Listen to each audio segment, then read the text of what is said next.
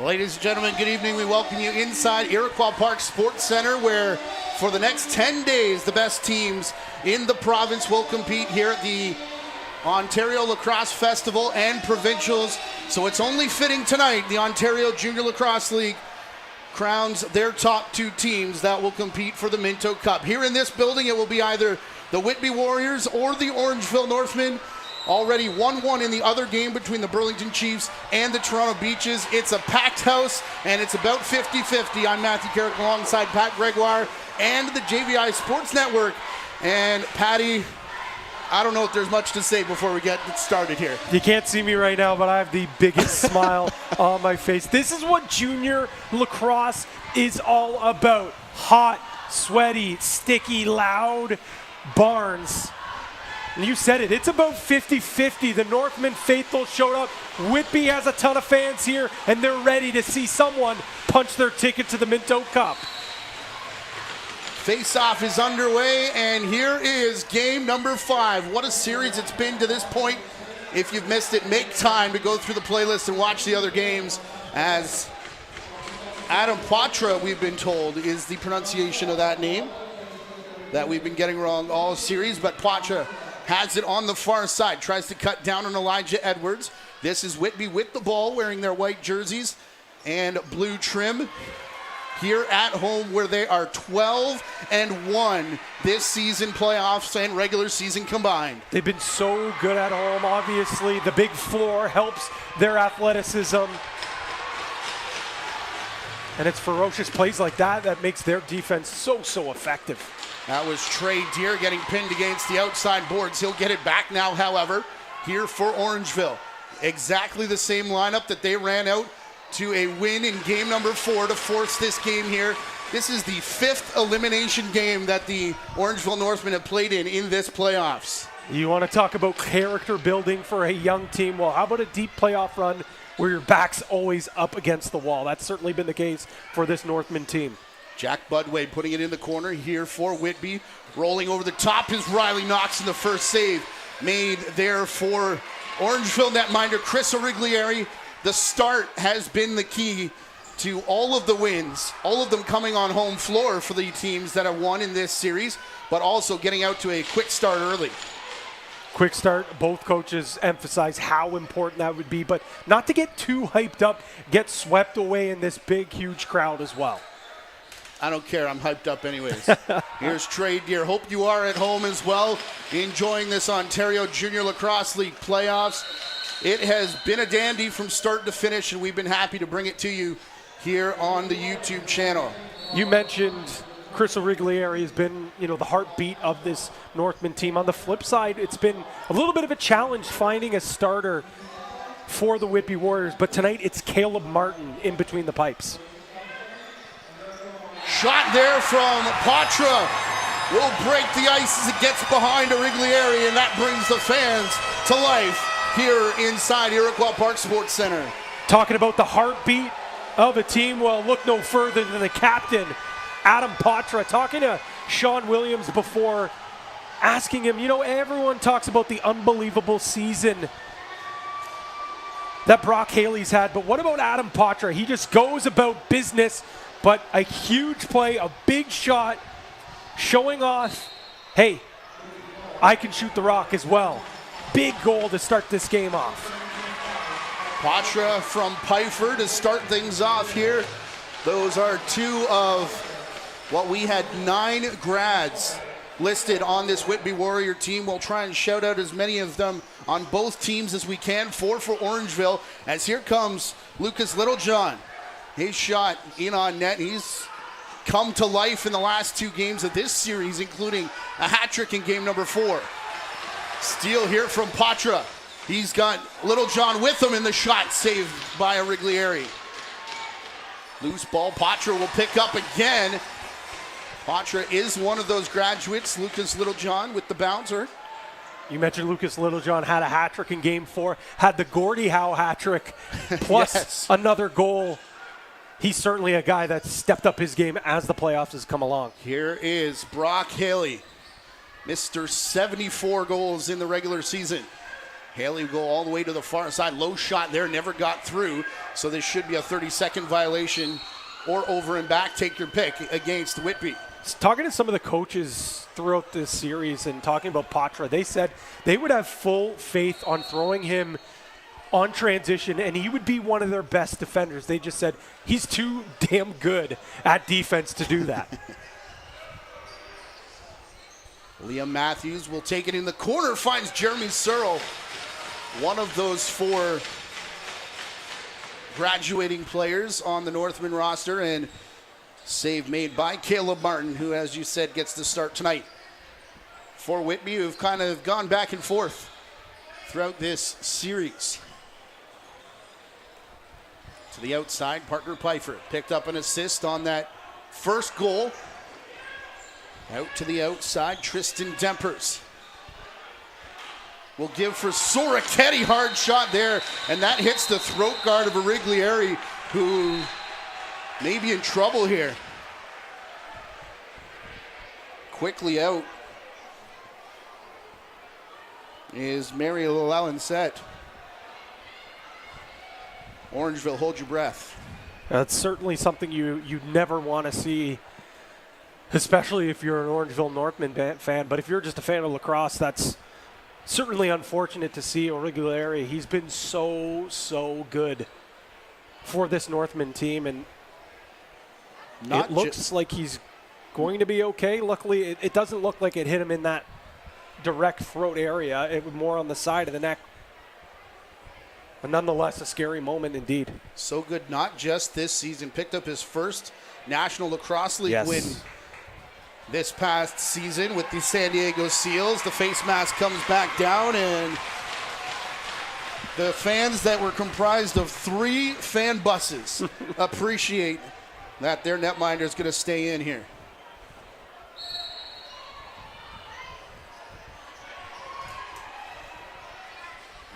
Trey Deer taking over here for Orangeville. 4 minutes gone in this first period. Searle will put it into the corner for Deer. Back to the far side, Colton Marquis. How about the season and playoffs Colton Marquis has put together offensively? Such a fun player to watch. He plays with such passion, high skill, but he's got such a high motor. It seems like he just never stops. Patra for Haley. Big collision over here on the near side. No room for Haley to shoot. Soroketti will put to Patra in the corner. Back to a cutting Haley there, I believe, is who that was intended for. Little John was also in the area, but Orangeville able to get it into the stick of Liam Perro, who last time we were in this building didn't think we would see him again here in this series. Although you called it, you said, I think we're going to be seeing him just the way that he was grinding through, serving bench penalties. Trey Deer cut through the double team, but couldn't beat the last man. Sanderson didn't come up with it cleanly. And then Noah Millsap's desperate attempt to beat the shot clock ends up going wide. 2-2, Burlington and Beaches in the other game in Pickering. Unfortunately not streamed tonight. For those of you looking for that one, you should have made the trip, unfortunately. Shot here from Dempers, save made by Origlieri. 1-0 here in Whitby. Big hit on the far side. Pfeiffer went down, and Tristan Dempers, when he was taken down, that's when the interference was called by Jeremy Bailey, who is joined by Josh Hiltz and Brendan Hessen tonight as the 3 officials. Dempers, cross floor for Pfeiffer. Bit of a stumble there as he tried to find his gear. He'll take it to the net. That's definitely in the crease as he slid through. Looks like he was calling for a holding penalty.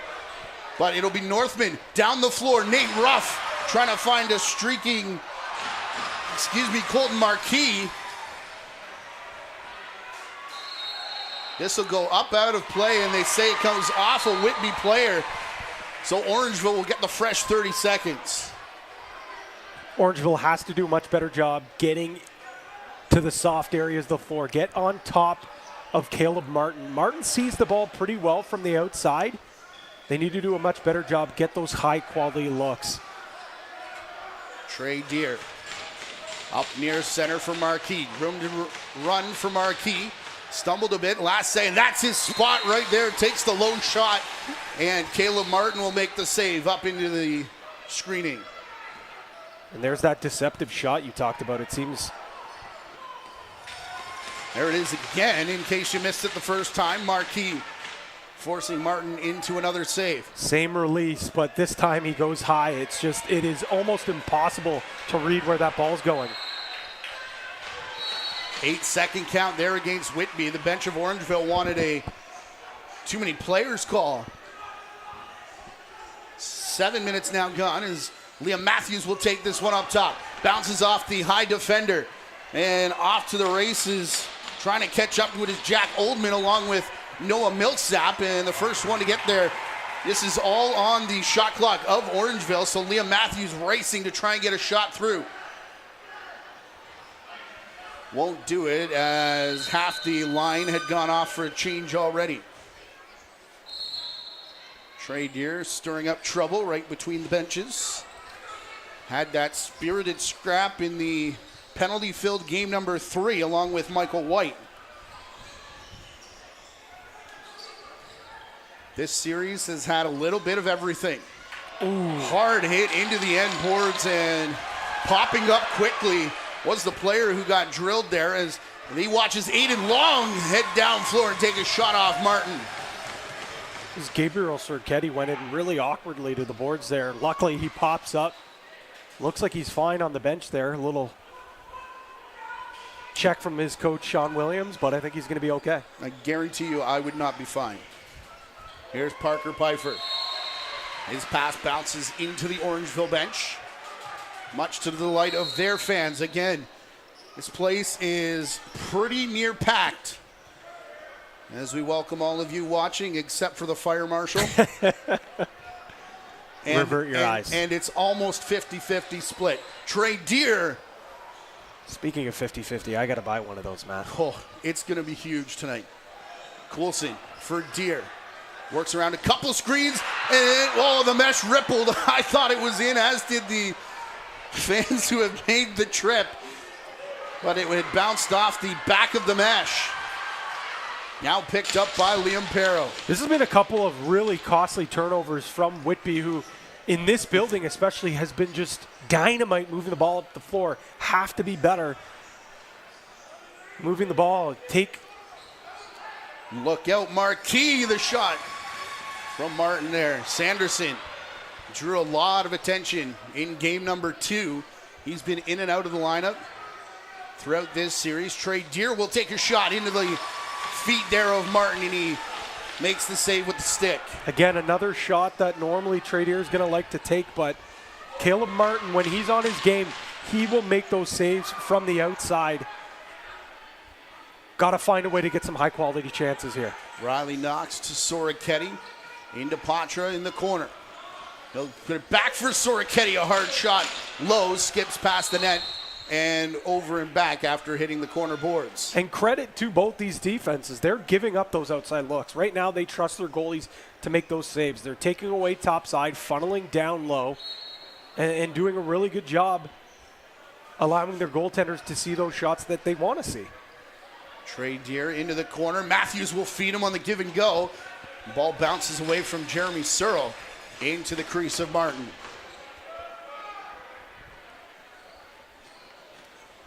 Much better clearing attempt there from Peyton Wallace. You don't need to go for that home run pass. Just be an athlete, use your legs, get it across center, get it to your offense. Patra made a cut to the net that was stopped by the defense of Orangeville. And look out down floor. Behind everybody was Owen Ron, who will end up with the ball after not being able to catch up to the long pass initially. Yeah, it's just a misplay, a misread from Caleb Martin. He tried to pull that in back into his crease, but it bounces out of his stick. Noah Millsap to the outside for Marquis. Marquis dealing with a defender. The return pass back, bounced away, and here comes Lucas Littlejohn in all alone. Matthews trying to catch up, and it's in!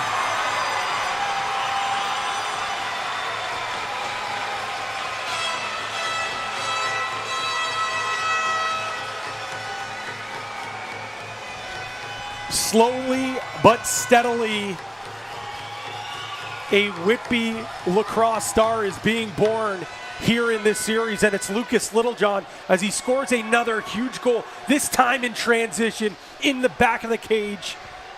A great move from a great player with a ton of promise. But how about the defense from Jake Darlson, another guy that can play both sides of the ball?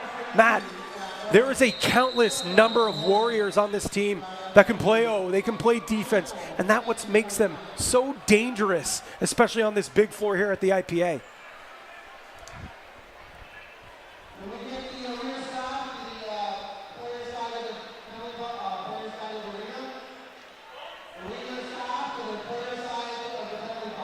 Well, we could have a second here. They're calling for the arena staff. I think one of the stanchions has come out of the glass on the far side, if I'm looking over correctly.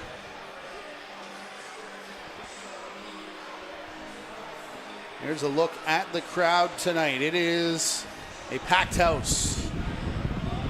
And just at the bottom of your picture there, I don't know if the glass is supposed to look like that. I don't think so either, Matty. I didn't even know Mimica was playing tonight. I mean, while we have a second here, how back are lacrosse fans? I mean, the atmospheres that we've seen over the first two rounds here, like you mentioned, Mimico was electric, especially in that elimination game. The Oven in Burlington has shown up in droves. The couple games that we saw in Ted Reeve have been great, but even when they went to Pickering the other night, yes, tremendous. Shout out to Burlington as well, bringing the fan buses. Do we even have to mention Tony Rose? That place is a pure electric factory, night in, night out. But again, 3 fan buses here, and this looks like a vintage Whitby lacrosse crowd. This is just awesome to see. It's been a long time since we have had fans inside the building. We had a bubble season last year, Matt, and don't get me wrong, that was amazing what the OJ was able to put on. But what we've seen over the last couple of weeks, nature's healing. It absolutely is, and it's great to see. I said 50-50 would be the crowd, but let's not discredit all the minor players that are in here watching this as well. This is one of my favorite times of the year to broadcast games in this barn when, you know, there are literally all across the province. Is Beyonce coming out? That would be cool. We're just missing the fog machine. And how about that for an entrance, eh? But just to walk around here and see all the different players from different areas. There are still games going on over on the other pads as well. So this is probably going to just get even busier as the night goes on. As again, a little delay here as a pane of glass has come loose over on the far side, and it does so with the score 2-0 for the Warriors. Chance for both teams to maybe settle in here. Remember, we had that delay in game number 2, I believe it was, out in Orangeville. Whitby came out to a big run. Yeah, there was a crease call. There was a fight, and Orangeville got back into the game after that pause in the action. So we'll see who comes out of it here now. Yeah, I'm sure Rusty Kruger and his coaching staff's not going to complain about this free timeout that they have right now to collect themselves. And we were talking to Rusty Kruger before the game. You know, he mentioned this is a young team, you know, kind of echoing what you and I have been saying all series long. But they say we're learning as we go, and this is a great learning experience. And yes, it's a learning experience, but they want to continue to win. They want to continue to roll and get a berth into the Minto final here, or into the Minto championship, I should say. But the fact that they have even been on the brink of elimination, what'd you say, 5? This is their 5th elimination game by my count here in the playoffs alone, and that's not counting going 9-1 to make their record 10-10 to get into that 3-way tie for the 6, 7, 8 seed. And that's character building. Like, that is the best way to learn how to win championships. And, you know, this just shows what a special group that they have, that they're able to do this with so many young players in their roster, in their lineup. And next year, they still have Chris Riglieri in that. If this doesn't happen this year, if it doesn't happen the year after that, that's 3 years now of Trey Deer and Colton Marquis and Liam Matthews. Like, this franchise right here is set up for success for quite some time. On the flip side with the Warriors, you mentioned 9 graduating players, but they still have a pretty good core of young players that are returning. And speaking of the Warriors, they're electing to go back into their room during this delay. I think Josh Hiltz went and asked the staff how long it was going to be, and then went over to talk to Sean Williams, and now Andrew Suter is waving his guys into their locker room, which is interesting because they're both on the same side of the floor tonight. Yes. Which we're hoping doesn't. We don't have to talk about that anymore beyond what we just did.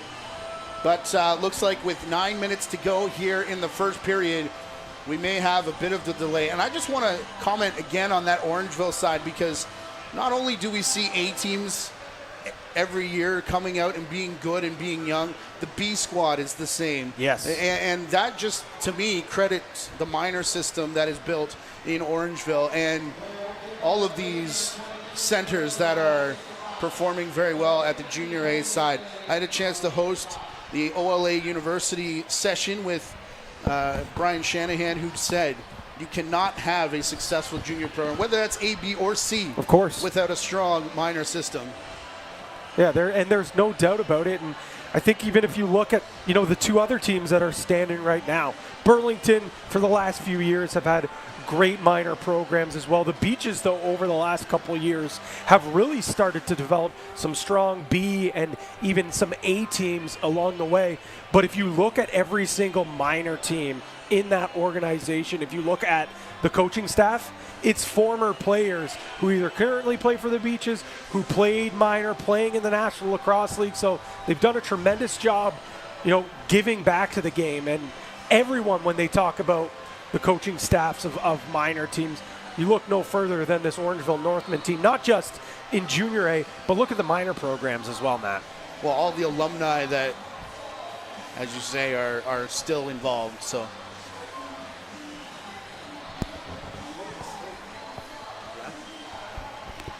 Well, now the officials have gone down the tunnel as well. We, again, are in a delay here with the score 2-0 with 9 minutes to go. 2-2 in the other semifinal, game number 5 going on in Pickering. What we're going to do is take a quick break. Don't go anywhere, because as soon as the arena staff have this glass pane fixed, we'll be back to the Iroquois Park Sports Center to continue game number 5 here between the Orangeville Northmen and the Whitby Warriors.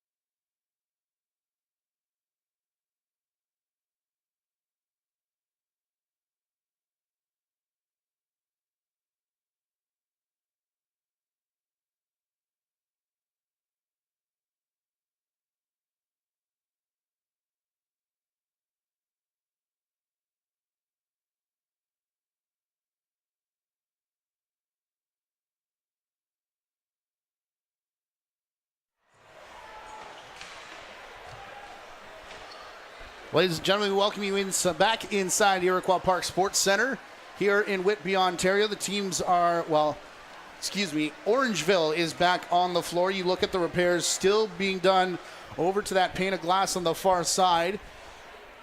Josh Hiltz had a very good look at the entire thing.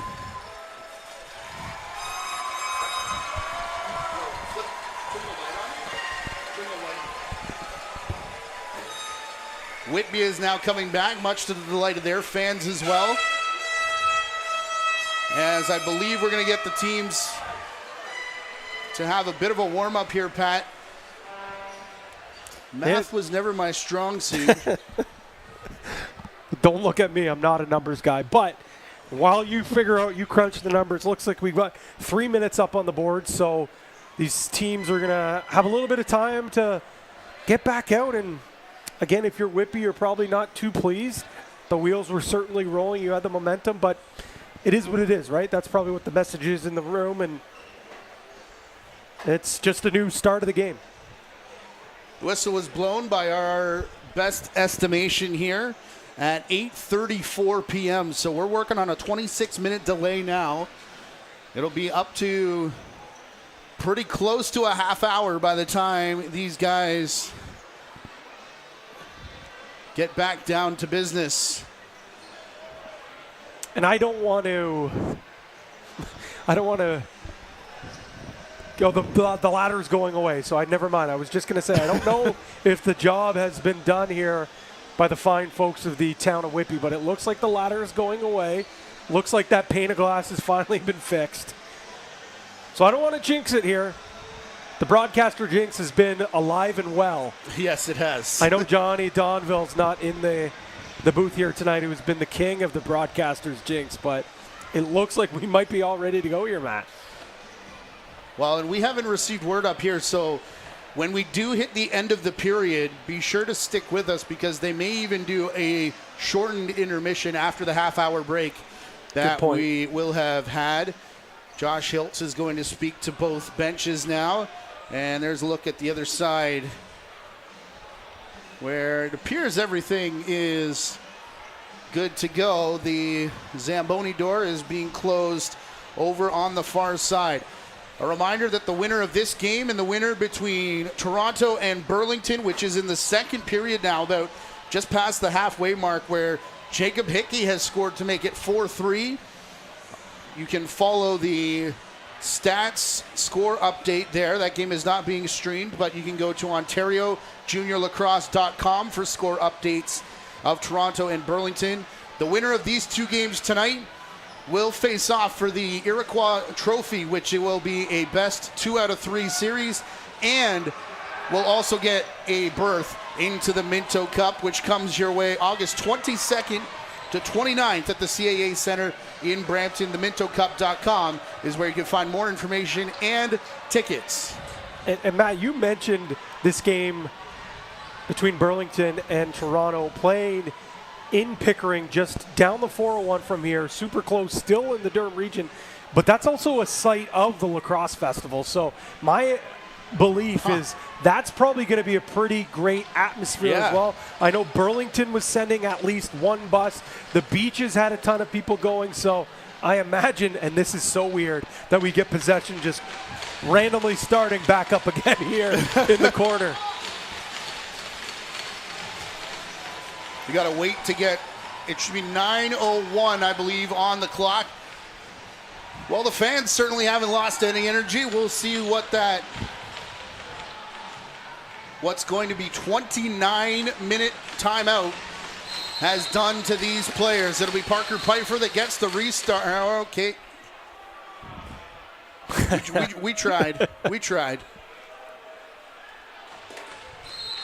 Josh Hiltz is going to give the time clock operator a timeout at the end of the game. It is his daughter working the 30-second clock tonight.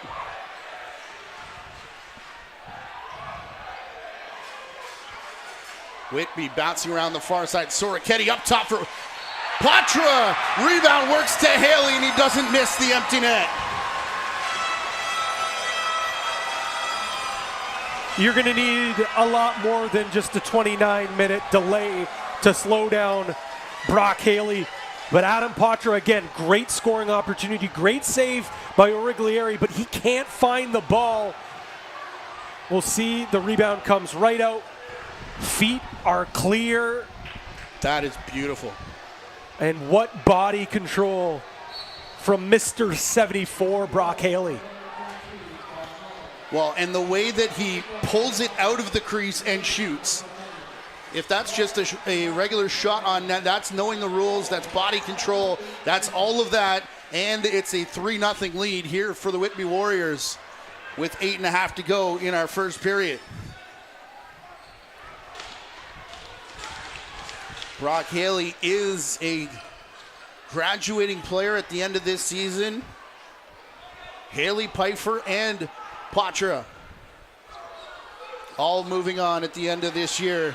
As we've been told, down floor, Liam Matthews, Caleb Wright will stop him on the first big chance for Orangeville outside of the break.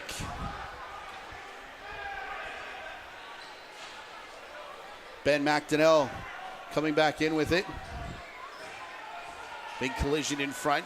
Budway will open space. Haley got that pass to Origlieri, sailed wide of the net as well. That shot had eyes, Matt. It just missed that lower half of the net.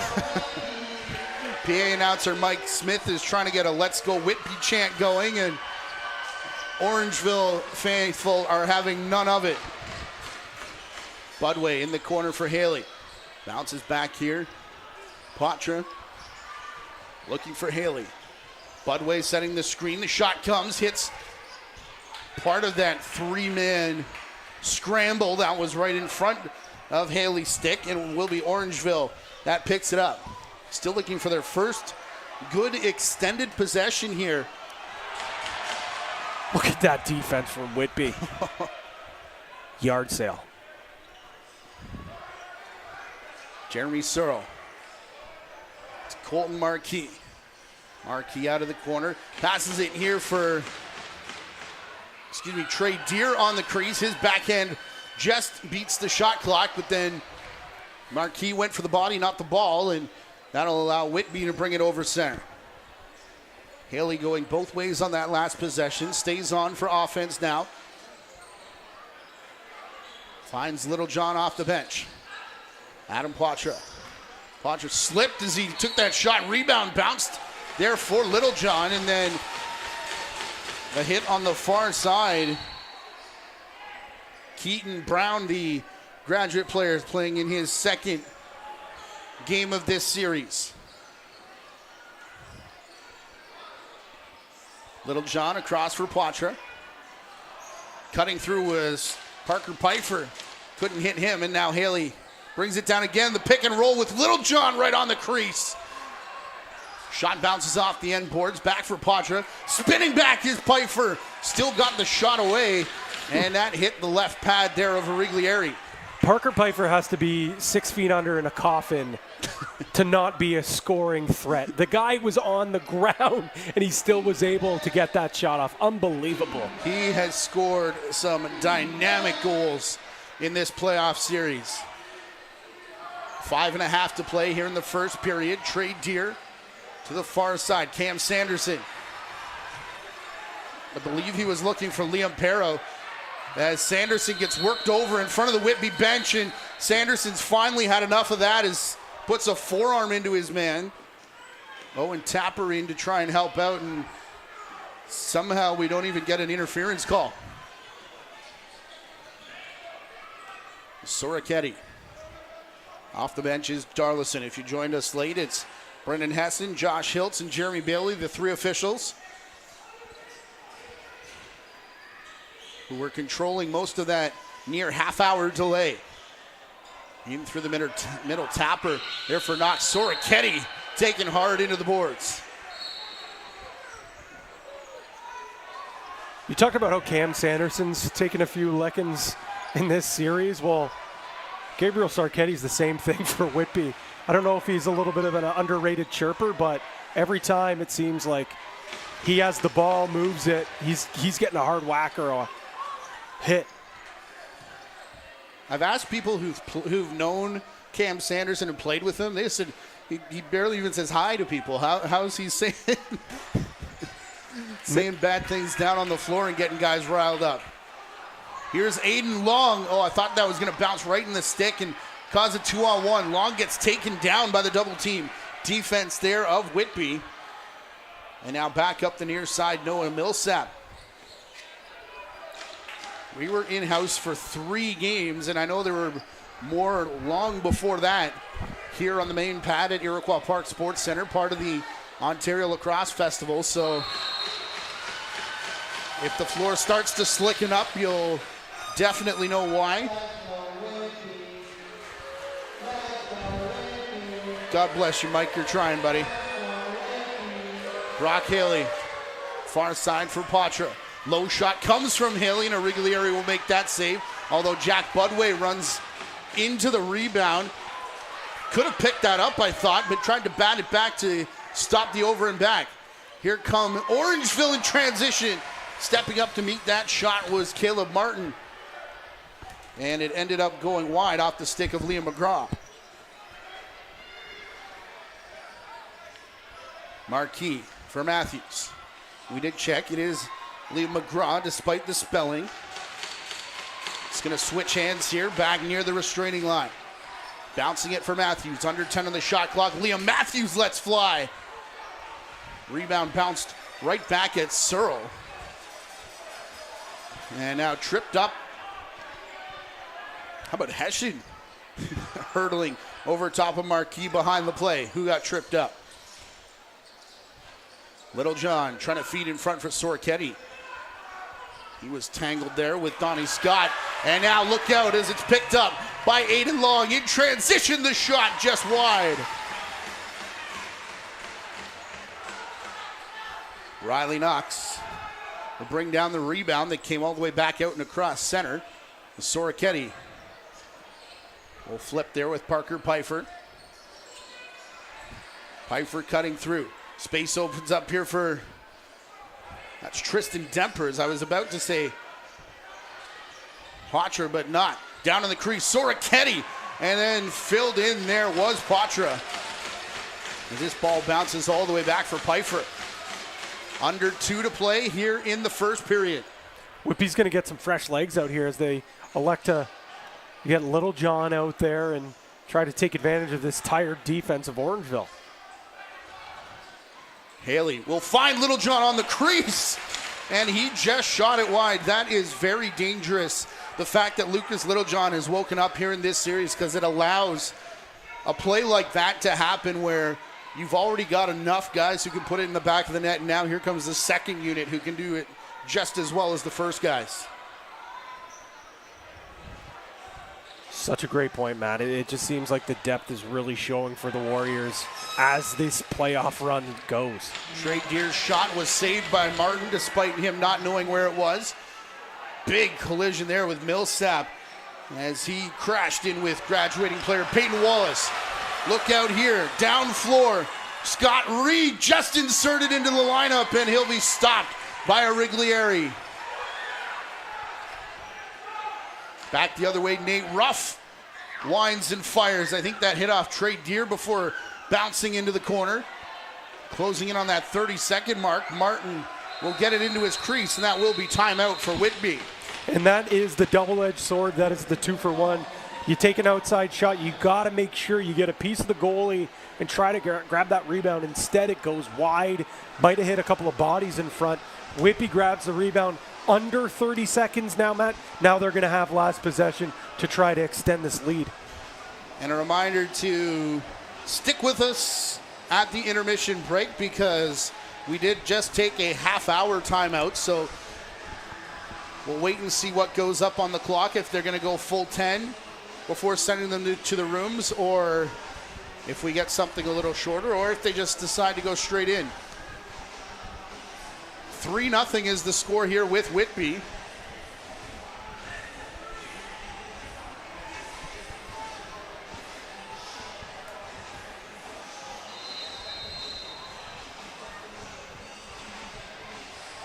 Caleb Martin has the bucket off over by that door. And he will take the step in alongside graduating player and back up tonight, Liam Wright, How about the game that Wright had in game number 4 out in Orangeville the other night? It was a battle. He didn't have a great start, got pulled, and we'll get to that later as this last possession's coming up here, Matt. It'll be started by Pfeiffer. Off to his left-hand side where the ball goes now is Haley and Littlejohn in the corner. Back for Pfeiffer. They go through Soroketti and Patra. Down in the far corner, Tristan Dempers causing trouble in the middle. Here comes the play. Soroketti to Patra. Pfeiffer picks out of the way. Soroketti with the shot. In on a Riglieri. He picks up and bombs down floor and well wide of the net. And it looks like the teams are going to head to their rooms. So a bit of a disjointed period 1A, 1B, if you will, with a half-hour break right at the halfway mark here in this semifinal. It's Whitby. It's Orangeville. Expect the unexpected. Delays, scraps, you name it. Most likely it's going to come out, but it's been the Warriors who have come out strong with a 3-0 lead. And they do indeed put 10 on the board, so why not crack another bevy and come back in 10 minutes as we will get our first Minto Cup qualifier in 40 minutes time. You're watching the Ontario Junior Lacrosse League semifinals here, presented by the JVI Sports Network and powered by the Dairy Farmers of Ontario. We'll be right back.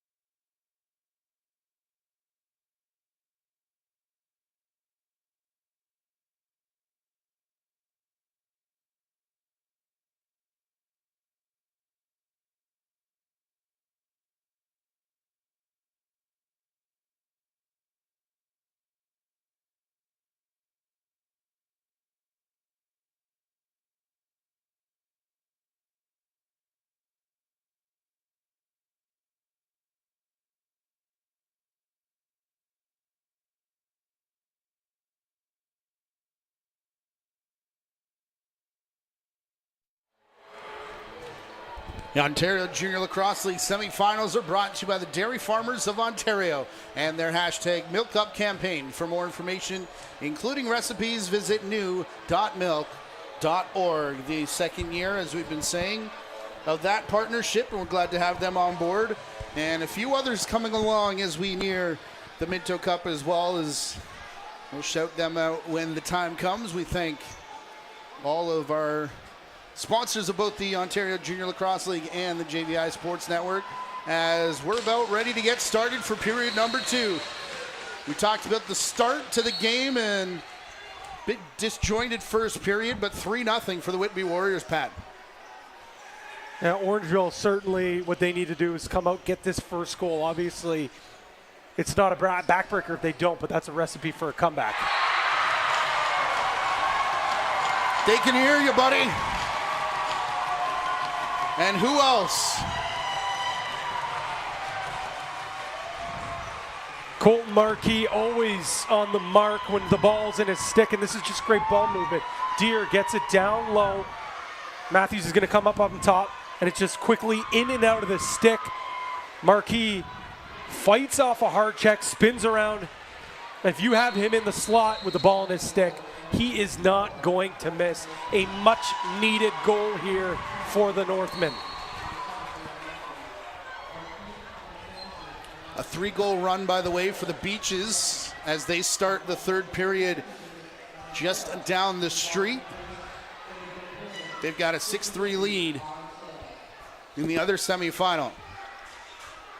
Cody Coulson for Colton Marquis. Out in front, behind the back from Deere. He'll get another chance in right. Turns both of them aside. That's the thing with this offense. They can go dry for so long, a full 20 minutes. Don't score here, and no Quick goal look there. at the replay. But they're just so quick striking. Haley in the crease.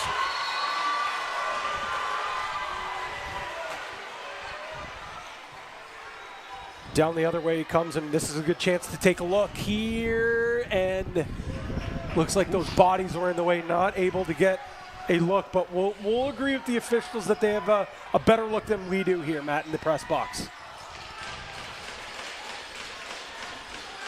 I've thought for the most part this series has been very well officiated, especially after what could have been after that game number 3.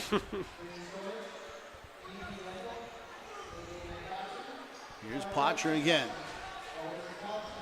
For Soroketti, nearly lost his footing. Triangle closes around him. Bounces right back out for Poitras, wide open look. And that one will bounce out of play, and it went off Origlieri, so. Poitras's been a man on a mission. He's got a ton of scoring opportunities, but the thing I've been most impressed with is his fearlessness to run, get in front of the net, pick up those rebounds. As he gets tossed to the ground there, no call. Shot from the outside from Haley, already with 1 in the game. Rebound loose. Origlieri thought he had it and was holding his ground. It rolls out to the far side. Poitras taken down. Was that the big stick of Origlieri? I think it was, but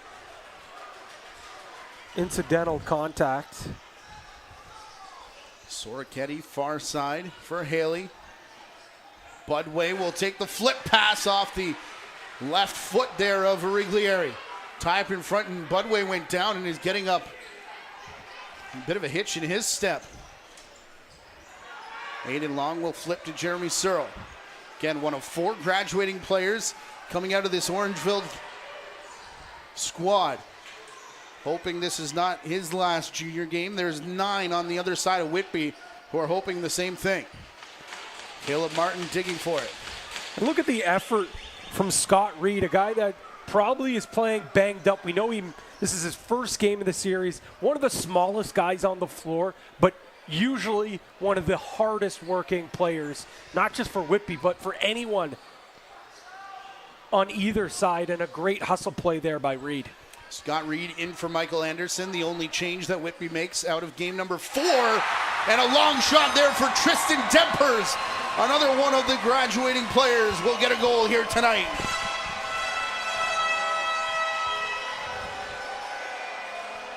We're talking about the Whitby Warriors offense. We know the big stars, the big guns. But as this playoff run goes, it has been the depth that has come out big.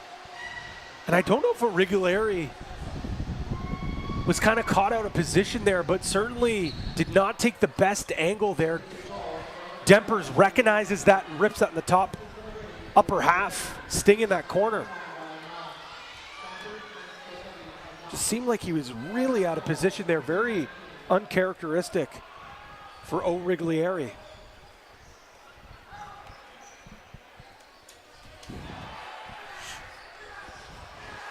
Ball bouncing in the crease of Irregularity. Donnie Scott will play it out.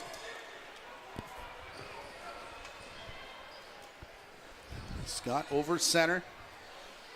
Passing back down the boards now. Bit hard to handle from Cam Sanderson, who, no surprise here, took a hit after passing that ball. Coulson can't break the double team. Noah Millsap having trouble with this ball, bouncing through his legs. 5 in the shot clock for Sanderson, who fires on the run, and this will bounce off the end boards. Ferocious, suffocating defense from the Warriors. Just zero answers there for the Northmen. They kind of started scattered, they finished scattered, and that's a big reason why, because the Warriors just all over them.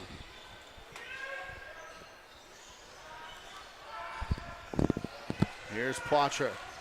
Back for Haley. Hard shot that staggered Irregularity. We saw him take one in the throat earlier. Josh Hiltz is checking on the Orangeville netminder, who says he's good to stay in here. This next shot is a big one. Soroketti.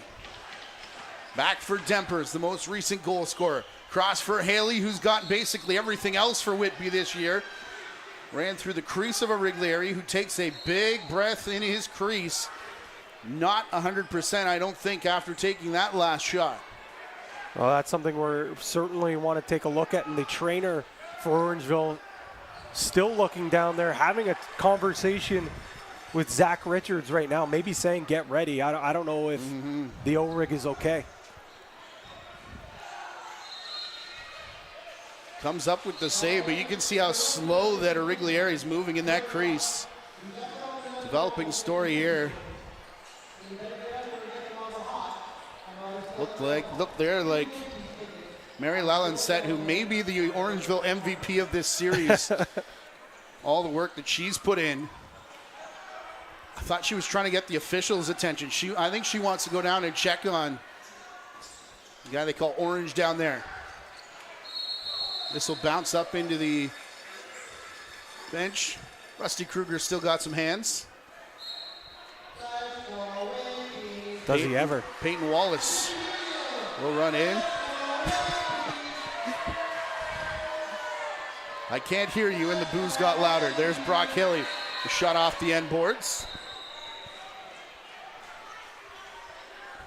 An incredible atmosphere here inside Iroquois Park Sports Center, and if you expected anything less, you haven't been paying attention to this series. Game number 5, out in front, Searle, the bounce shot.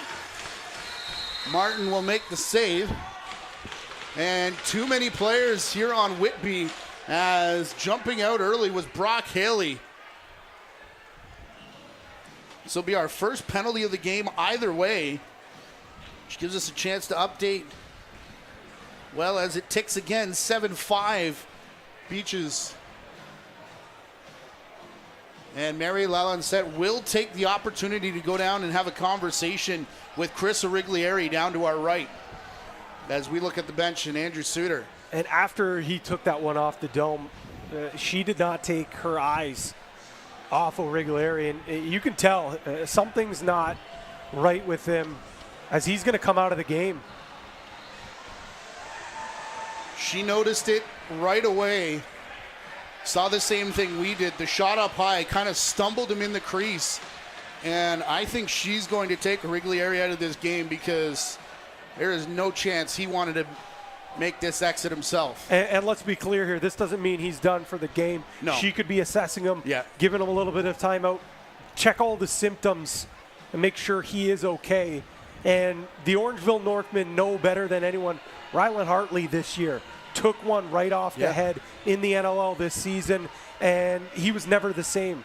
Was not able to find his footing, came back a little bit too early.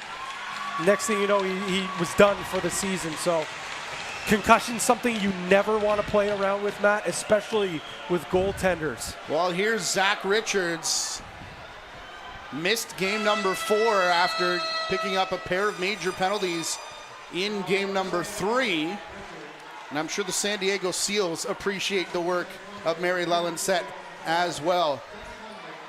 Founders Cup in 2016, we did that one in Orangeville, and I think that was Rylan Hartley that came in relief of a goaltender whose name I forget, who took a shot up high. Marquis to Sanderson up top. Matthews' shot was blocked. Warriors not sure where it is, but it's in the stick of Scott Reed again, who's going to split the double team with a big swim move. Welcome back to the lineup, Scott Reed. A one-man solo effort. Throws on the flippers, throws that swim, but Matt, Whitby running a diamond there, trying to take away time and space from Trey Deer. Here's Dempers. The first save is made by Zach Richards. And Orangeville's trainer is back on the bench, and Chris Origlieri is not. The developing story that we're keeping an eye on over on that visitors bench. Trailing 4-1 here, 45 seconds remaining on their power play. Colton Marquis for Matthews. Look at the ball move here to Trey Deer. Low shot. Sneaks behind Liam Wright. And how about Scott Reed again? Great save by Caleb Martin and Scott Reed working together. But great job by Orangeville. I know they don't score there, but they get a great scoring opportunity. They send that pick at the top of the diamond, so it frees up space. They also put Trey Deer down on the crease so they can get him inside of the floor to open things up. A great chance, but goaltender hot right now. Parker Pfeiffer spins around the corner. Can't get the swim move to work as he is all tangled up there by Jamie Hunt, the graduating player, one of only a couple players that I think returning from that 2019 Minto Cup team. Now the Let's Go Northmen chant starts from the fans to our left. Here's Marquis. Will it turn into a goal for Millsap? No, it won't. As Martin gets the last save that time. We're seeing a lot of the Caleb Martin that we saw in game 1 in this building. When he came in for relief from Liam Wright, he was darn right unbeatable for 2 full periods. From the outside, Haley will spin back. Richards makes another save as the rebound bounces right to Elijah Edwards.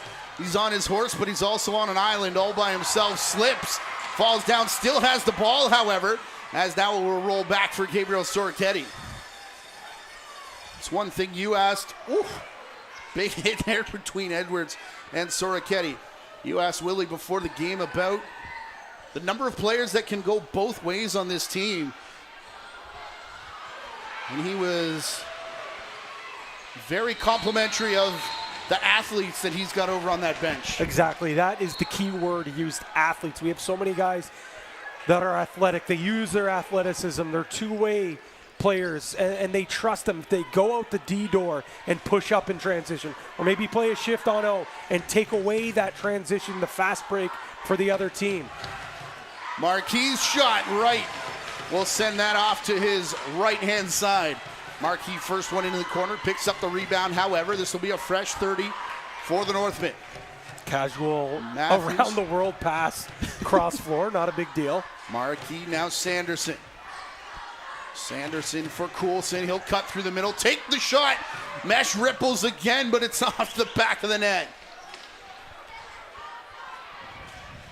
No goal coming for Orangeville again, but a couple of really good offensive shifts there. Just not able to show anything. And if you're an offensive player here for Orangeville, you just got to keep chipping away. You're not going to score with a home run here. It's going to be goal by goal.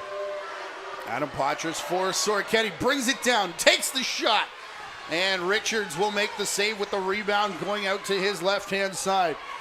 Quickly in Pickering, 7-6. Burlington are making a comeback. with about 6 minutes left in the third period. Loose ball here at the side of the Orangeville crease, and interference called against Whitby. It is loud here in Iroquois Park Sports Center, just as it was at the Bunny Barn 2 nights ago. Deer for Millsap. Trey Deer looking in the corner, no one's there as Matthews was coming up to lay the screen. Bouncer got away from him, and guess who's right there on the ball? It's Scott Reed. Again, graduating player tonight, playing his first game of this series. Hoping not to graduate tonight, excuse me. Yeah, he's certainly hoping he can end his junior career playing at the Minto Cup just in a couple of weeks here, but still lots of time here.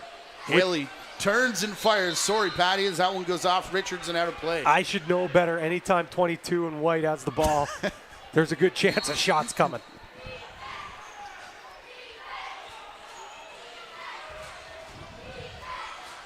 Here comes Patras, who got filled in awkwardly, took 2 hits on his way down, and one of them resulted in a penalty as Liam Wright makes the long run and hops up into the bench, gets a... Sorry, that's Caleb Martin getting the congratulatory tap from Liam Wright. Pfeiffer will take top spot with the goaltender out, and it will bounce off the glass. And the first power play of the game coming here to the Warriors.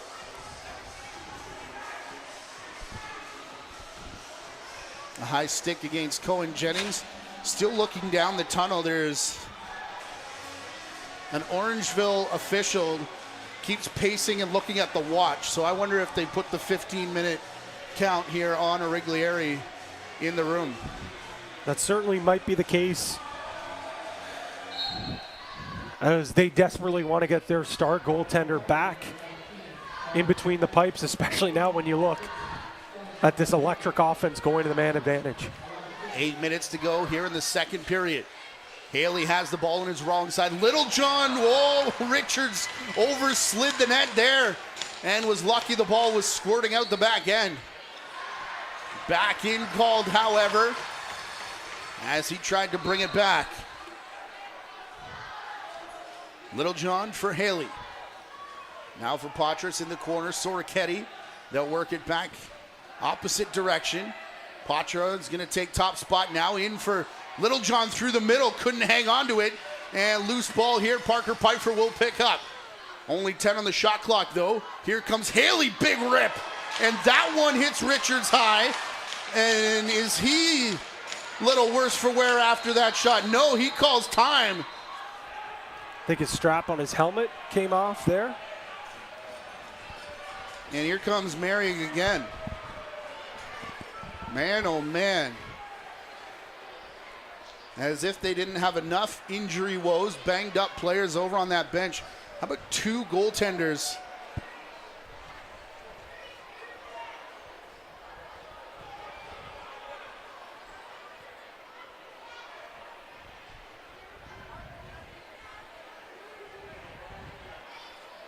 And you can see that she is controlling this conversation right now. And Zach Richards said, "I'm fine," and puts the mask back on. Jeremy Bailey, one of the officials, goes over, has a conversation with Richards. And Richards, he looks fine. I honestly do believe he was just trying to make sure his helmet strap was on. And yeah, maybe a little bit of gamesmanship to stop the play. Well, we saw him take a step back the same way that, worryingly, Origlieri did after his shot. Little John's shot attempt goes off a defender and over and back. 53 seconds left here on the Orangeville penalty. That's a couple of plays now drawn up, designed to go in Little John's stick. So obviously Sean Williams, head coach of the Warriors, starting to have some faith in the young sniper. He is trying to make a bid for his second national championship in 4 months as he went out to play in this Centennial Cup with the Pickering Panthers. Supremely talented athlete. I know his father. As we got a hidden ball trick here. His dad played some professional hockey, was a tough customer back in his day.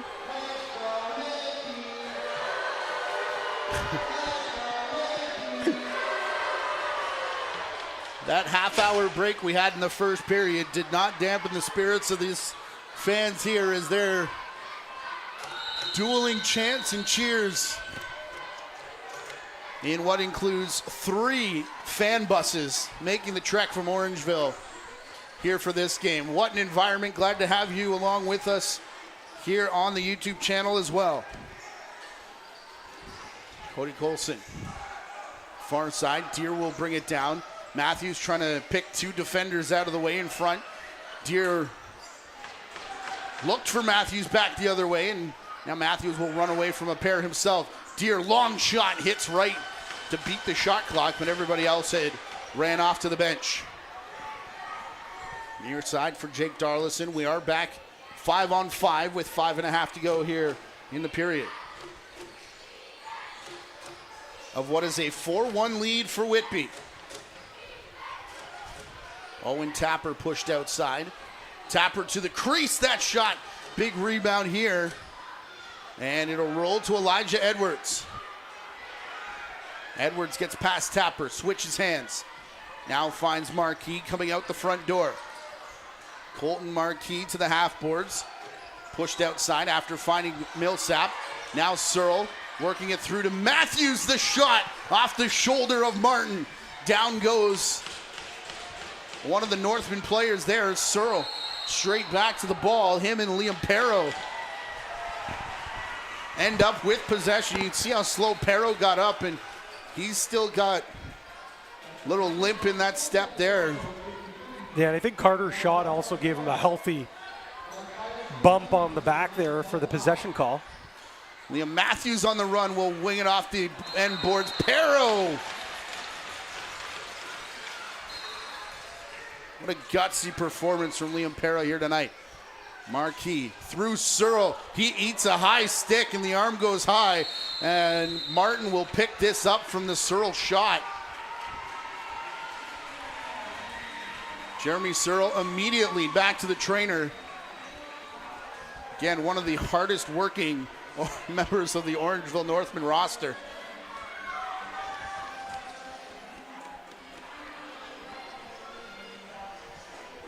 Just a 2-minute there, as I think Liam McGraw was trying to figure out if that should have been a 5-minute penalty. Yeah, immediately came over asking. Said, he didn't even ask, sorry. He said, that's a 5, right? That's a 5. That's a question. You raise your voice at the end, it's a Yeah, question. I guess so.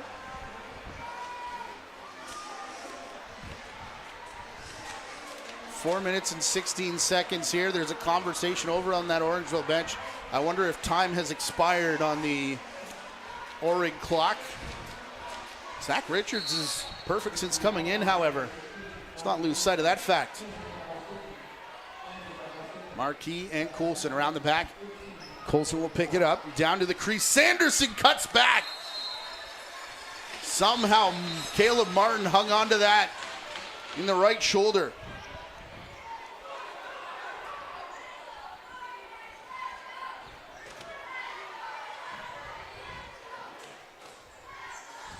Under 4 to play. Long shot. Save made by Zach Richards. Rebound to the outside. Overran there by Liam McGraw. McGraw, Searle, Keaton Brown, Jamie Hunt. The only 4 graduating players on this Orangeville roster, which is such a deviation from the norm. Orangeville normally stocked with 21-year-olds down the stretch. Here's Sanderson, another shot on the crease. And another save from Caleb Martin. Matthews. Now for Marquis again, goes to the crease for Deer. This will bounce right back to Liam Matthews though. Fake pass from Marquis. Matthews. Searle walking through. got the shot, and Martin will hang on to the rebound. And the Warriors electing there to go back into a basic box there, but shifting into a diamond anytime the ball did go up to the top. And they have one of the more aggressive PKs in all of Ontario junior lacrosse that I've seen. And it's very effective with the athletes they have on the back end. Patra runs past that ball, gets it back, finds Haley, the shot cutting through the crease. Will be a crease violation as sticks come up in front of the crease again. Haley having a word with Owen Ron. Meanwhile, down floor, Marquis had Matthews on the crease. Goes up for Searle. Searle and Marquis, big screen. Deer around the back, onto the crease for Matthews. Penalty is over. Marquis, back for Millsap. Matthews, low shot. That one may have hit Darlison and staggered him a little bit as we near the 2-minute warning.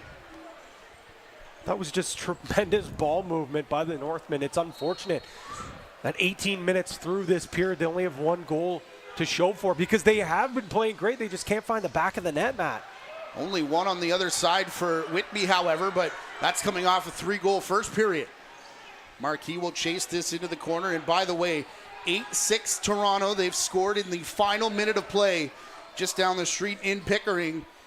We're seconds away from having our first Minto Cup qualifier. That was an empty netter, Matt, with 22 seconds to go. Trey Deer, Sanderson got hit, ball popped loose, and here comes, pardon me, I was going to say Little John, that's Jake Doolittle, the 13, not the 23, giving off to Tristan Dempers. Soroketti outside. Patra here over the top. This shot, Richards ducked out of the way. Soroketti plays it on the crease quickly to the far side. Is shot on net there from Doolittle. Ooh, healthy whack there. Yeah. Now Soroketti falls. Scott Reed leaping the effort to try and stop the over and back. 49 seconds here to Orangeville go, 2 for 1. They want someone back to get the ball here. Richards runs it up towards the restraining line. Matthews comes back to meet it. 40 seconds to go. On the run, he does take the shot, and Wright will make the save. Ben McDonnell with the rebound.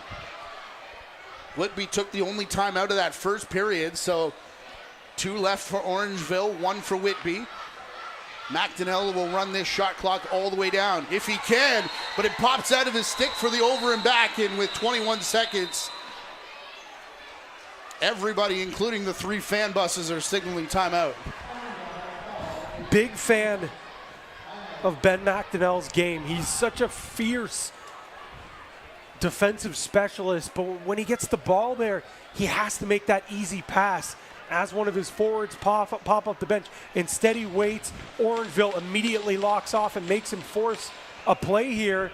The ball turns the other way. It's over and back, and it's able to be a timeout for the Northmen to try to score here and cut this lead to 2. Rusty Kruger in the middle, drawing up the play for Sanderson, Marquis, Trey Deer, Coulson, Liam Perro, and Liam Matthews has also taken the floor. 5 seconds to go in that Beaches game, at least showing on game sheet. I believe Toronto Beaches have taken the series against the Burlington Chiefs and will be the first team to qualify for the Minto Cup. Trey Deer. Net is empty down to our right with Richards on the bench. No pass. Now it comes across for Sanderson. Quick stick. What a save, Martin. He's down. The net's off its moorings. They say yes, it is a goal.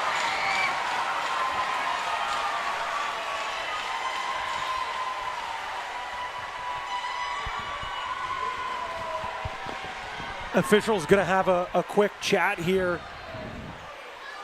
as Caleb Martin's showing. You can see what he thinks.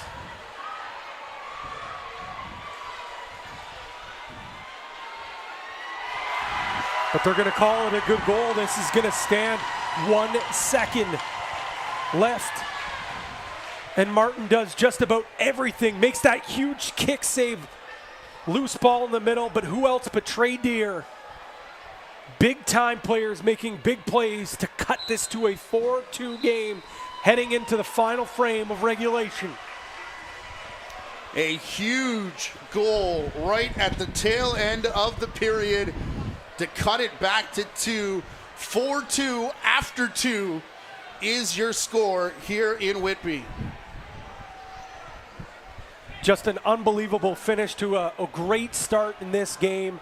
We have one team that's already punched their ticket to the Minto. Who will be the next one, Matt? We'll find out after a 10-minute break. Whitby coaching staff has not gone to the room. This is interesting, actually. Mary Lalancette is talking to the officials over on the Orangeville bench. All their players and coaches have left. And none of the coaching staff of Whitby have left, as they want an explanation on the final goal from Colton Marquis that made it 4-2 for Whitby, which is where we'll start the third period in about 9 minutes' time. You're watching the Ontario Junior Lacrosse League semifinals presented by the JVI Sports Network and powered by the Dairy Farmers of Ontario. 1 period left in this incredible series. We'll be right back.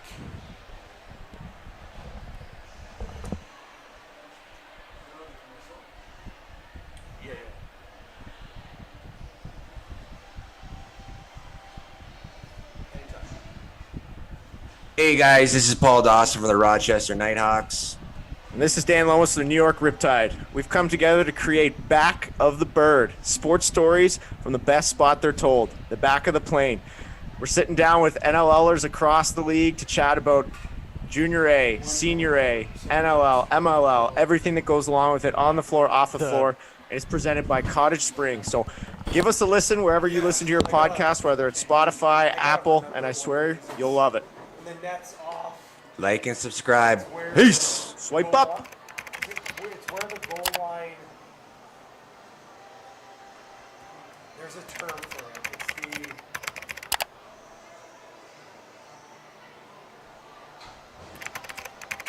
Yeah, that probably is the best thing to do.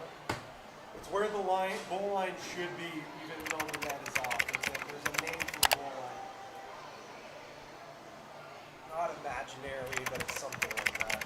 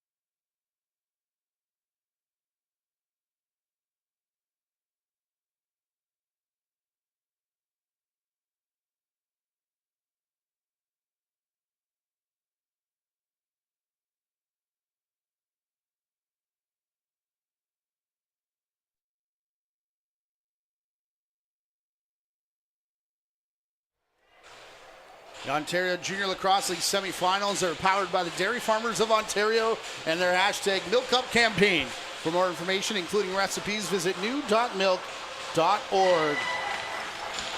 Well, Patty, I sent a bunch of texts around and asked if we could make this a best of 25 series. They said no.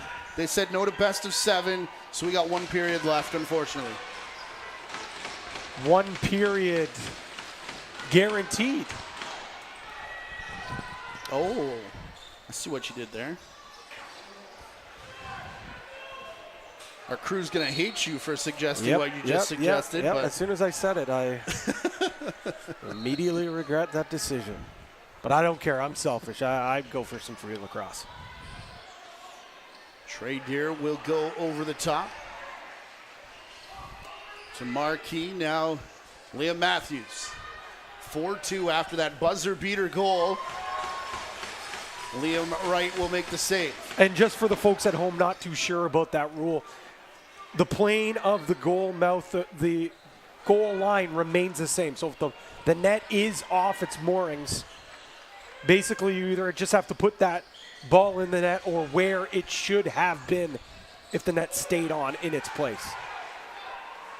As the ball goes down to our left, we see that Zach Richards has remained in the net. And Chris Origlieri is not on the bench.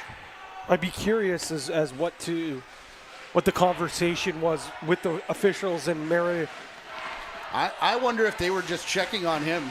Possibly. To be quite honest, as you know, these three officials are fans of the game as well, and you know, I don't know Brandon as much as I know Josh and Bales, but those two are definitely guys who care about the players.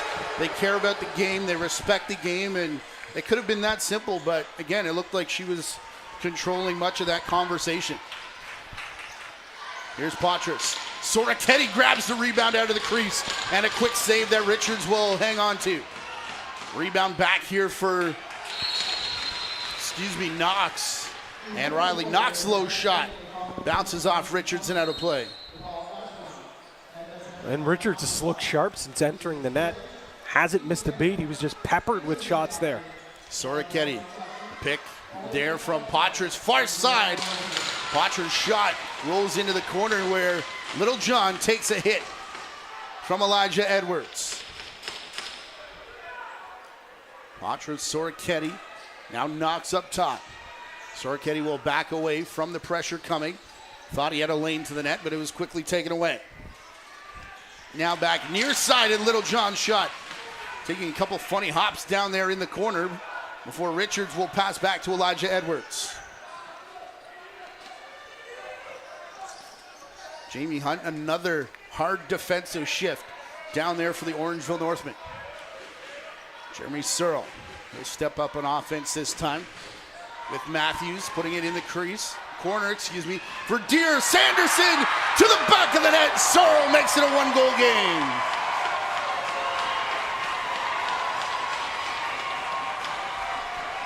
So many young, talented, flourishing junior careers budding on this Northman lineup, but it's the wily vet Jeremy Searle who does the damage here, as it's a great feed from behind the net.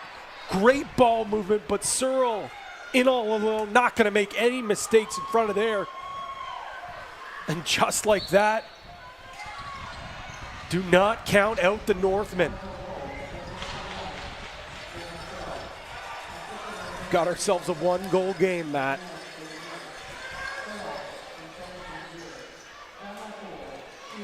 Typical Hornheads game, is it not?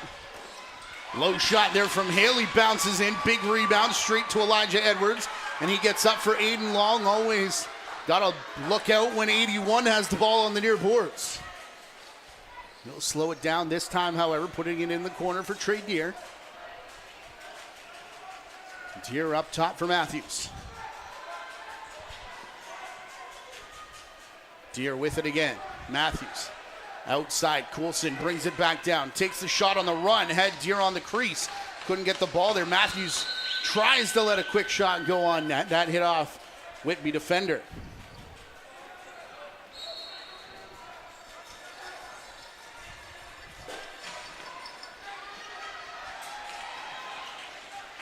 Fantastic ball pressure there by Trey Deer.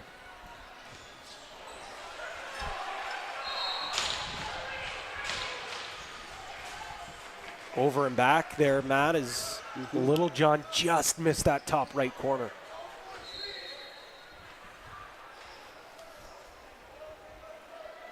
Searle now for Matthews. Outside Sanderson. Pass just skips away off the boards. And played back here on the near side for Peyton Wallace. One of 9 players going over age at the end of this season. Darlison for Little John, outside for Patra. He is one of those players as well. Little John. Low bouncing shot. Oh! That one off of both legs, it looked like, and then kicked out over the line. Not sure who Josh Hiltz was talking to as he came up the floor.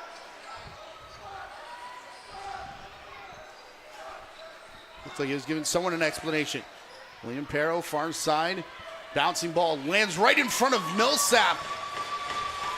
And Noah Millsap gets the reset on the shot clock. Martin had to stand tall, make the save there. They're standing about 4 deep in behind the net. Down there on our right-hand side, absolutely packed to the brim here at Iroquois Sports Center on the opening day of the Ontario Lacrosse Festival. Just an unbelievable hustle play there by Owen Ron. Get that loose ball. Throw a miracle pass to center. Liam Perro, Trey Deer takes it to the crease. Is it in? No, it's not. Cam Sanderson picks it up behind the net. Tried to shovel it back for Perro. I tell you, Matt, there is so much nervous energy in this building right now. You could hear a pin drop for a while there, and then this roof nearly just ripped off as half the arena thought maybe, just maybe, Trey Deer tied the game. Patra just getting pinballed in front of the crease. We'll get it up to Aiden Long here. Long turns and fires and caught right on the throat guard. If we haven't seen enough of shots that look like that tonight in on Caleb Martin. Big Mikey's having fun down there tonight. PA announcer here for pretty much everything that happens in this rink. So Ricchetti to the crease. Took an extra cross check while he was on the floor, and that got missed by the officials. He's getting up slowly. Trying to look for the number who did it. I believe it was Elijah Edwards. Him and Owen Ron were both in the vicinity. On the run, here's Matthews. Ooh, look out. Brendan Hessen.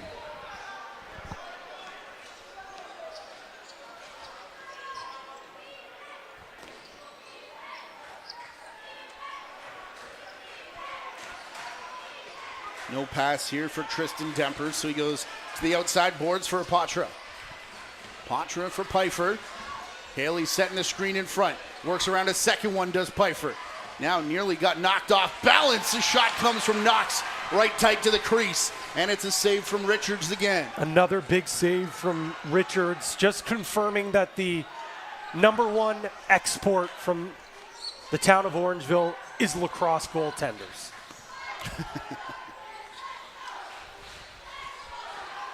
That was confirmed many years ago, I think, but they must grow on trees out there. Thank you, Captain Obvious, for that one. Out here running down the floor as Oldman turns and fires wide of the net and up and out of play. Not just the face-off specialist, as Zach Richards signals the first water break of this period with 12 minutes and 12 seconds to go in a 4-3 game. And a much-deserved round of applause from not just the cheering section here of the Northmen, but also his teammates on the bench. He has been so sharp since coming in this game. You know, most teams, if their star goaltender goes down and is removed from the game, they'd be deflated.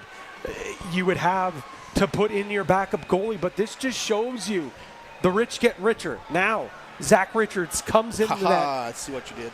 And he just proves that, again, Orangeville just does such a tremendous job developing goaltending talent. And he played a heavy amount of games earlier on in this season when Chris O'Reilly was still playing in the National Lacrosse League with the San Diego Seals. So it's not like a slouch just enters the net. Matthews, far side.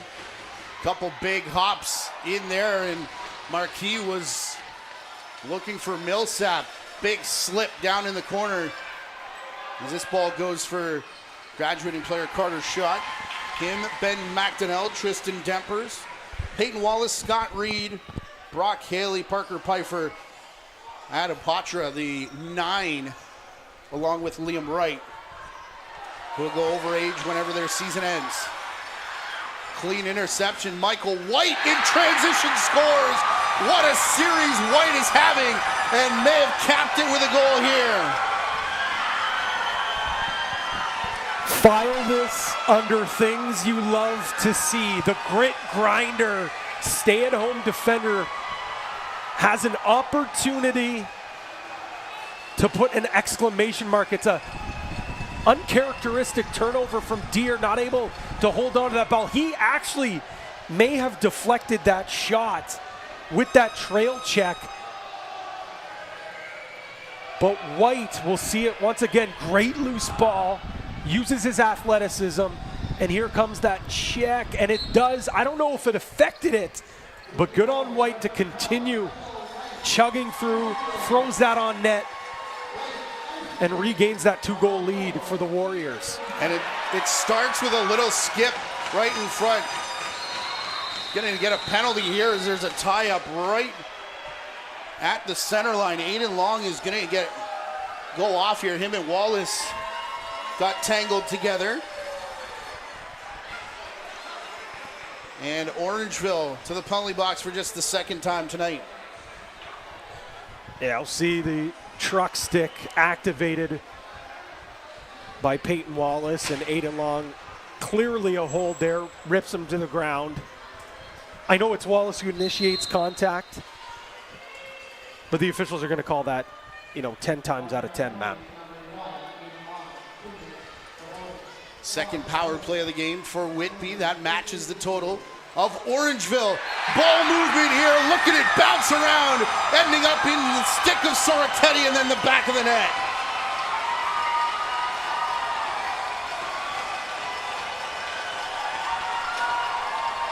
Surprise, surprise. Someone with the last name Soroketti makes a big play inside this building. This time, it's Big Game Gabe with a quick stick on the back door, and he says, "This is our house." A huge goal to extend the lead by 3.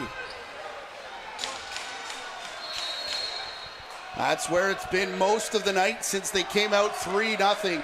If you joined us late, we had about a half-hour break in that first period where the glass came loose on the far side. Now Coulson gets dropped. Whitby finding an extra gear here as Patra puts it in behind Richards.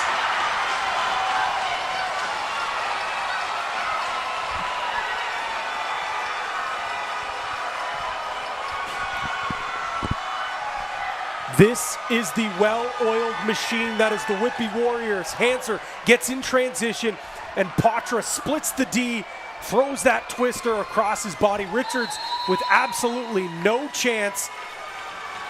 And Orangeville is going to take a timeout to try to stop this run, the momentum that is completely shifting with the Warriors. This is the epitome of the team that the Warriors are in this building. 12-1 in the regular season and the postseason, Matt.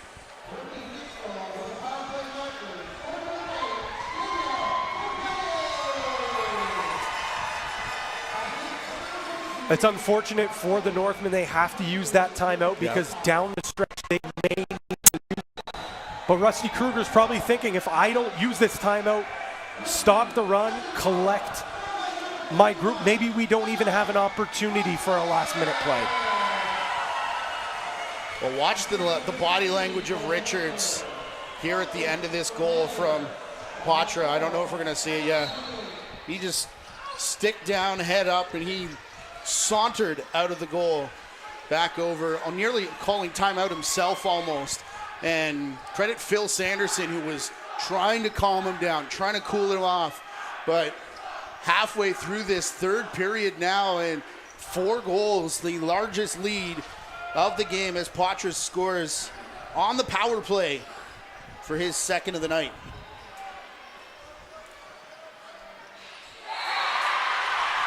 Mr. Answer himself scores back again for Orangeville. This young man has ice in his veins. Never rattled is Trey Deer.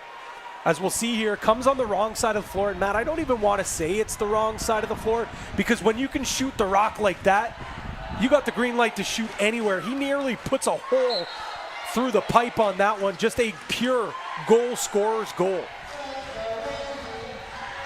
And you can see Deer trying to fire up the rest of the offense after that as well. Back to a 3-goal lead where it's been most of the evening in the back half of this third period. Bouncing ball here. It gets away from, Oldman, right into the stick of the speedster. Elijah Edwards diving in. Big collision there. Martin is down. Collided with his own defender. And a back-in call here against Whitby.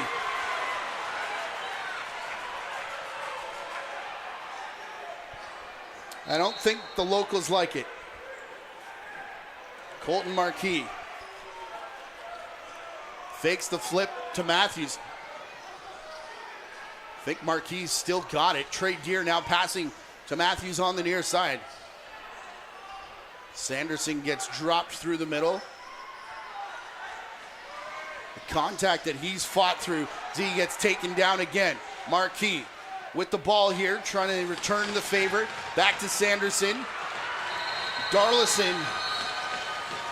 I know you've been impressed by Darlison throughout this series as he gets the possession call back out of the corner. Swiss Army knife. You can put him anywhere on the floor and he's going to succeed. A little bit quieter in transition, but when it comes to 5-on-5 defense, he has been perfect here tonight. Poitras, Budway. He'll pass far side. It looked like a lane opened up for Poitras, but he slammed on the brakes and passed to Pfeiffer instead. Pfeiffer now back for Budway in front of the crease, and that just skipped wide. I know you've already called me Captain Obvious, Matt, but I'm going to throw one out again. This next goal is huge for either side. You're just full of goodness here today, aren't you? On the run, sidearm shot there from Liam Perro. Martin has to dive on top of the rebound with Trey Deer right on the doorstep. Liam McGraw will bring it over center. Don't love that pass from Owen Tapper. Tries that lazy bounce pass. Instead, I know it's a tough task. Run by Trey Deer. Make the easier pass. Use your athleticism. Here is Trey Deer. Gets stripped from behind and may have another chance, does Owen Tapper. And he does. And look, he makes a great play. Strips Trey Deer, which is sometimes seems like you need a Mack truck to do that. Picks up the loose ball, gets it to safe space, gets his offense out on the floor. That is how you play smart transition. Haley over to the far side. That one was intercepted, as now it'll be brought up by Owen. Ron, his shot. Martin down, and Ron stepped in the crease as that was bouncing around, so we get the stoppage.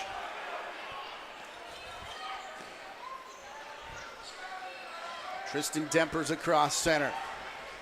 He played here for Pfeiffer. He'll change back.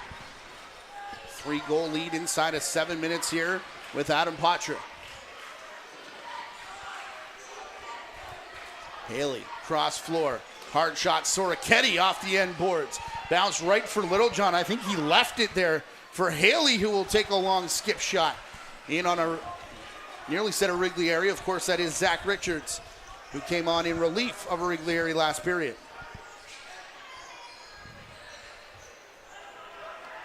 Trey Deer for Jeremy Searle. Searle staring down his defender, will pass to Deer in the corner. Deer to the outside, shot does come. Big rebound out in front, picked up by Perro. Liam Perro gets it up top to Trey Deer. Colton Marquis wants the shot. Whitby won't give it to him. A screen from Millsap might help though. Passes to Deer, over the top, the shot. Martin was looking behind him, but he made the save, and it popped back out. Look out, here's Patra, in all alone, the shot goes wide. They called the reset. I think Richards might have got a piece of that with the left leg. Cutting through now is Donnie Scott. He lost the ball as it rolls here for Trey Deer. Big collision on the boards. Cam Sanderson is there to win it, and the over and back from Matthews. They'll allow play to continue as Jake Doolittle was right there to bring it down. Budway. How are you the one coughing? You haven't said anything in 12 minutes. Patra. Way to throw me under the bus. Yeah, Matt. sorry. We don't have a mute button here. Budway on the crease! The lead is back to 4. And it's coming from everybody on that Whitby bench now. And Matt, good thing we don't have the mute button, because you wouldn't hear the loud roars of Iroquois Park. They have come to life. Patra takes that shot once again. And this has just been the bread and butter here tonight for the Warriors. They recognize they have to get their nose dirty, and it's the depth players crashing the net, picking up the rebound, getting their nose dirty, putting the ball in the back of the net. It's a 4-goal lead once again. Patra has 4 points in this game. He's the only player with multiple goals. 8 goals from 7 different scorers for Whitby. But look out, here comes Nate Ruff, the low shot in transition. And Martin has had an incredible game in the net for the Warriors tonight. The Warriors have been just hoping and praying for a stellar goaltending performance in this series. They got one in game 1, and it's been a little bit of a seesaw going back with Wright and Martin. Well, here tonight, in the biggest moment, they've got their best goaltending performance. On the run off the post from Tristan Dempers. Nearing final 4 minutes here. Ruff. Down floor. What a catch from Colton Marquis. Jeremy Searle. Richards is getting the call. Extra attacker here. Marquis. Ducks under a check. Liam Matthews is the extra attacker. Played through here for Perro. Nearly intercepted, though, from Littlejohn, and Marquis will bring it down. 3 on the shot clock. Perro trying to catch up to it, gets a long-range shot, and that one skipping around in the corner. Richards will make his way back to the cage. And you're for Whitby here. You certainly want to try to kill clock, but you don't want to absolutely shut things down. Keep playing, move the ball around, and if you get an opportunity, take it on net. Brock Haley from the hockey face-off circle. Up top. Top of the fan now. He collides with a pair of players for ball pops free and into the stick of Jamie Hunt.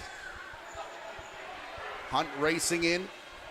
Low pickup from Aiden Long. Richards sneaking out of the cage. Has to go back now, though, as the ball pops free. Long down to the half boards. Now he's going to come. He is right at the shot, though, and now he's got to backpedal and turn and race this one back. Under 3 to play. Lead is 4 for Whitby. This will be Riley Knox through Dempers into the stick of Patra. Long pass intended for Parker Pfeiffer, and ball on the floor picked up by the Northmen. It'll be Edwards. Finding Trey Deer. Richards not even waiting for the ball to cross center this time. He takes off with the defense. Colton Marquis, the extra man this time. Trey Deer over top of a screen, low shot, and the stick save made by Martin. Searle and Coulson trying to pick that ball up. What a play. I believe that was Owen Tapper on the crease, not touching it, or it would have been back in. Smart. Allowing Jack Oldman to bring it over center. And now the Whitby fans sensing this could be the end. Oldman shot just wide. They're serenading the 3 busloads that made it down the 410 and across the 401. Marquis, Searle, Matthews, Colton Marquis, hard shot, and Martin will save it and hang on to the rebound as well. Race here for Littlejohn on the ball and Richards to get back in the net. He does get there safely. Littlejohn eventually picks the ball up, turns back, no room to cut to the net. Spinning back, Littlejohn again, well falling, took the shot. Him and Elijah Edwards involved, and the whistle will go. Edwards and Littlejohn may not be done yet here. Littlejohn bats the stick halfway down the floor out of the hands of Elijah Edwards. Littlejohn turns and says something.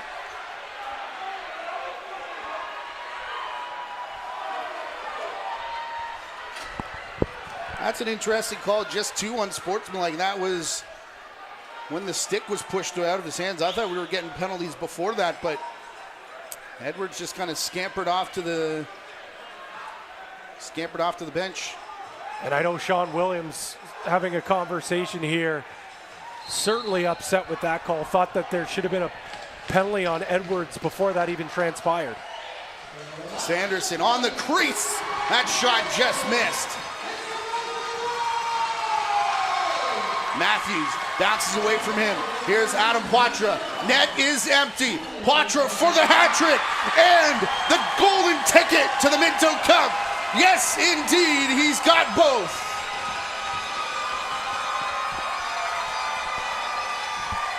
What a game from the captain, Adam Poitras.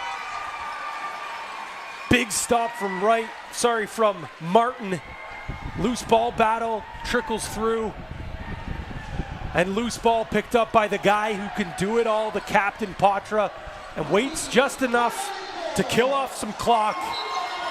And you could tell right there, with a sigh of relief, he knows his team is heading to the Minto Cup. For the first time since 2013, the Whitby Warriors will play for the national championship, and the 3-year run of the Orangeville Northmen will come to an end here. They are the 2019 champions, the last time it was held. Shot clock will expire here on Whitby, but their fans don't care because time is about to run out on this game with their team up by 5. The Ontario Championship will be the Toronto Beaches and the Whitby Warriors. Those 2 teams will also represent Ontario at the Minto Cup at the end of August.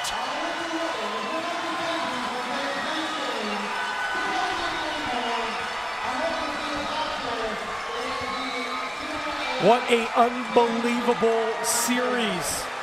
It goes the distance.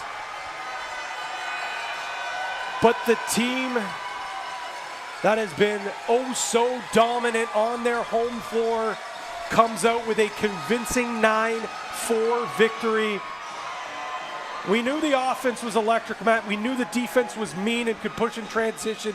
But the one question mark that a lot of people had with this team was the goaltending. Yes. But that question mark was turned into an exclamation mark by Caleb Martin, who was so strong in between the pipes. What a game from the Whitby netminder to punch their ticket to the Canadian National Championship. What a series, what a war. The latest battle between these 2 historic rivals. The 10th time they've met the all-time series. Now Orangeville leads 6-4. And if you're the Orangeville Northmen, hold your heads high. 5 elimination games. You battle back with the reverse sweep against a very strong and elder team in the Oakville Buzz. And you take Whitby to the brink. And this is a team that's going to be back. There's no doubt about that. You look at all the young offensive stars that they have, a great young defense. The goaltenders are outstanding, and they're coming back as well. Of course, they wanted to go to the championship for the province and, of course, in the Minto as well. But they are going to be back. As we said, only 4 graduating players, but an unfortunate night for Keaton Brown, Jamie Hunt, Liam McGraw, Jeremy Searle. Congratulations on great careers to those 4, but only 4 for the Orangeville Northmen. And how about Scott Reed going, and a couple hugs for guys on the other side. Patty, man, we had the best seat in the house. What a series.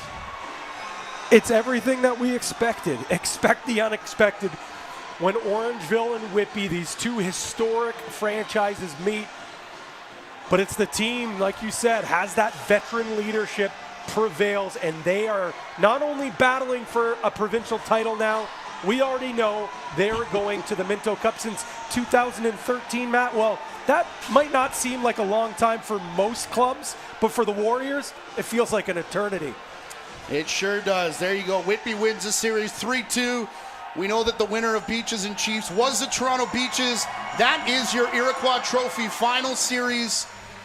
And it comes your way next week. Be sure to follow at the OJLL for more information when that series schedule will be released. On behalf of my partner, Pat Gregoire, our director tonight, Chris Main, and producer Gary Morrison, and the rest of the JVI Sports Network and the Ontario Junior Lacrosse League, we want to congratulate the Whitby Warriors. We want to thank you for watching. I'm Matthew Carrick.